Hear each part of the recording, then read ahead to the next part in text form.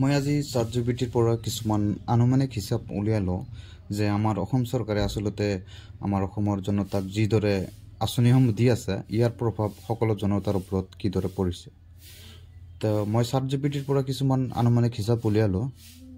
আমাৰ অসমৰ মুঠ জনসংখ্যা হ'ল 3.65 আৰু আমাৰ ঋণৰ বোজা হ'ল অসমৰ প্ৰায় 1,15,751.23 কৰোৰ।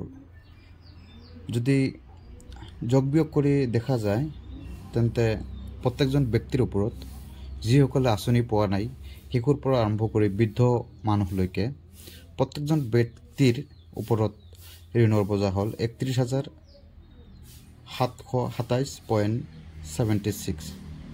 ইয়াৰ দ্বাৰা কিছুমান বস্তু স্পষ্টকৈ বুজা যায় যে যিসকলে চৰকাৰৰ আঁচনি পোৱা নাই সেইসকলেও ঋণৰ বোজা মূৰত ল'বলগীয়া হৈছে।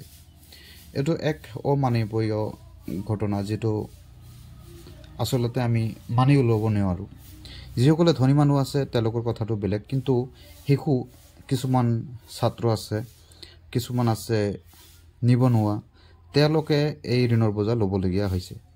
আৰু এই ঋণৰ বোজাখিনি তেওঁলোকৰ ওপৰত জাপি দি চৰকাৰে অসমৰ ৰাজনীতি আৰম্ভ কৰিছে। এয়া হৈছে এক নিকৃষ্ট ৰাজনীতি য'ত সকলোকে ঋণৰ বোজা জাপি দিয়া হৈছে।